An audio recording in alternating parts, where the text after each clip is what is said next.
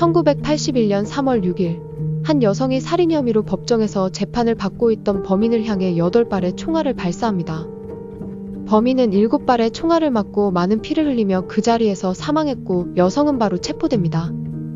체포된 여성은 경찰에게 같은 말을 반복하며 순순히 끌려나갔습니다.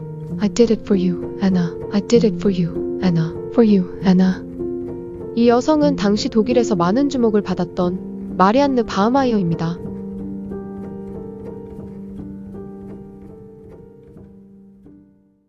1950년 6월 3일 독일에서 태어난 마리안느는 종교적으로 매우 엄격한 가정에서 자랐지만 자유분방했던 그녀는 부모님과 자주 부딪히며 문제가 많았습니다. 그녀가 어릴 때 그녀의 부모는 이혼을 하게 됐고 그녀의 엄마는 곧 새로운 남자를 만나 재혼을 했습니다. 하지만 새아빠의 학대를 견디지 못한 마리안느는 집에서 나오게 되었고 당시 16살이었던 그녀가 임신을 하게 됩니다. 아이의 아빠가 누구인지는 정확히 알려지지 않았지만 안정적인 집도 돈도 없었던 그녀는 출산하자마자 아기를 다른 가정으로 입양 보냈습니다. 2년이 흐른 후 그녀가 고등학교에서 만난 남자친구 사이에서 또다시 임신을 하게 됩니다. 그러던 어느 날 그녀가 디스코장에 갔다가 한 낯선 남자에게 성폭행을 당하게 되었고 출산을 앞둔 상황에서 마리안느는 큰 충격을 받았습니다. 그리고 안타깝게도 그녀는 두 번째 아기도 출산하자마자 입양을 보내게 됩니다. 그 후 고등학교를 졸업하고 마리안느는 돈을 벌기 위해 한 술집에서 지낼 곳을 제공받는 조건으로 웨이트리스로 일을 하기 시작했습니다. 자신을 잘 챙겨주던 매니저에게 마리안느가 마음을 빼앗기면서 두 사람은 급속도로 가까워지며 연인 관계가 됩니다.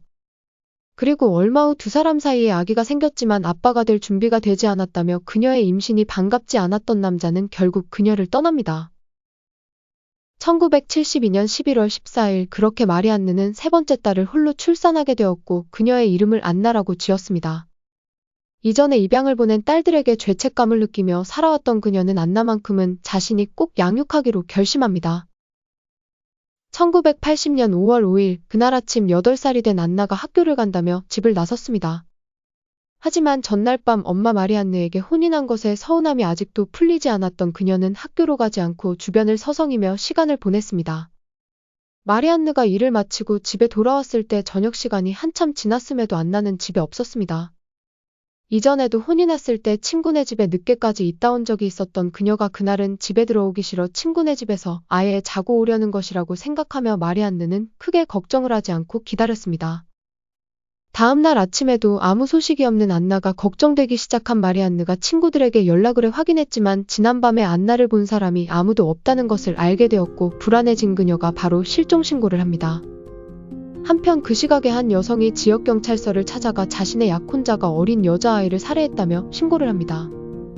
경찰은 신고자의 도움으로 즉시 남성의 아파트로 향했고 그를 어렵지 않게 체포할 수 있었습니다.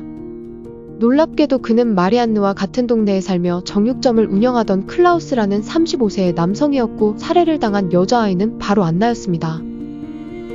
그날 안나가 학교에 가지 않고 거리를 서성이다 클라우스를 만나게 되었고 마땅히 갈 곳이 없었던 그녀는 집에서 고양이와 놀게 해주겠다는 클라우스의 말에 그를 따라갔습니다. 안나가 도착했을 당시 그의 집에는 약혼녀도 함께 있었지만 잠시 후 그녀가 일을 하러 나가게 되면서 두 사람만 남게 됩니다. 1시간쯤 지났을 때 그가 고양이와 놀고 있던 안나를 성폭행한 후 약혼녀의 스타킹으로 목을 졸라 살해했습니다.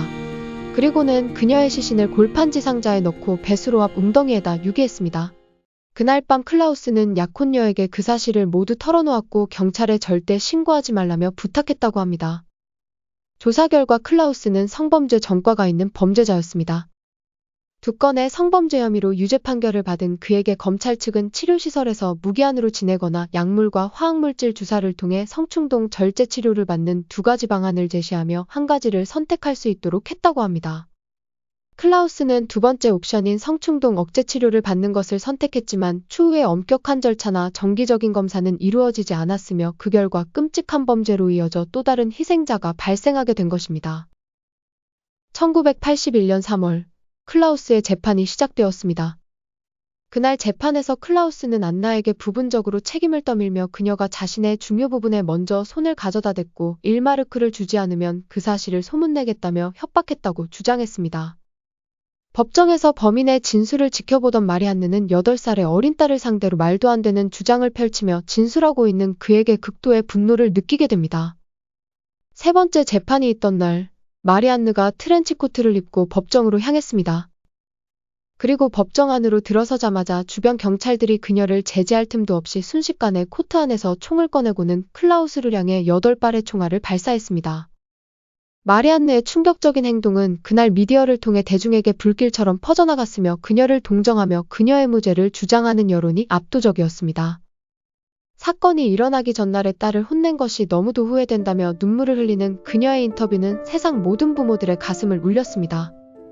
언론은 그녀의 행위를 딸을 위한 엄마의 복수로 표현하며 그녀를 영웅으로 만들어갔고, 대중은 소중한 딸을 잃은 마리안느의 감정과 입장을 헤아리며 함께 가슴 아파했습니다. 하지만 일부 사람들은 미디어에 찍힌 그녀의 사진들이 딸을 그리워하는 엄마의 모습으로 보기에는 어딘가 부자연스러우며 그녀가 마치 보그 매거진에 찍히기라도 한 듯 대중의 주목을 즐기는 것 같이 보인다며 비난했습니다.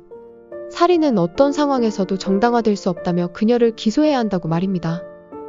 그 후 영웅으로 찬양받으며 매스컴에 자주 비춰졌지만 그녀가 그동안 대중들에게 심어준 이미지와는 다르게 마리안느의 숨겨진 사생활이 점점 드러나게 됩니다. 그리고 강한 모성애를 가진 완벽한 엄마로서의 이미지에 부합되지 않는 사실들이 밝혀지면서 사회적으로 또 한 번의 파장을 불러일으킵니다. 마리안느는 밤늦게까지 술집에서 일을 하느라 낮에는 계속 잠을 자며 어린 딸 안나를 하루 종일 혼자 방치했습니다. 한참 부모의 손길이 필요했던 나이였지만 안나는 스스로 끼니를 챙겨 먹어야 했으며 친구들이 가족들과 시간을 보내느라 함께 놀지 못할 때면 동네를 돌아다니며 홀로 시간을 보냈습니다. 마리안느는 그런 안나에게 어른을 대하듯하며 안나가 모든 것을 스스로 하도록 했으며 기대만큼 잘하지 못했을 땐 야단을 치기 일쑤였습니다. 파티를 즐겼던 그녀는 어린 안나를 함께 데리고 나가 자주 술집에서 재웠으며 놀랍게도 그녀가 안나를 입양 보내려 알아봤다고 합니다. 이러한 보도에 마리안느는 안나를 입양 보내려 했던 건 사실이 아니며 자신의 남자친구도 딸 안나를 매우 이뻐했고 그들은 한 가족같이 행복하게 지냈다고 설명했습니다. 진실이 무엇이든지 간에 분명한 건 범인에게 법정에서 복수를 할 수 있었던 그녀의 용기와 행동은 딸 안나를 진심으로 사랑하지 않고서는 할 수 없는 행동이라며 여전히 많은 사람들이 그녀를 공감하고 지지했습니다. 1983년 3월 2일 마리안느가 살인이 아닌 살인미수와 불법 무기소지로 유죄 판결을 받고 6년의 징역형을 선고받았지만 3년 만에 석방됩니다.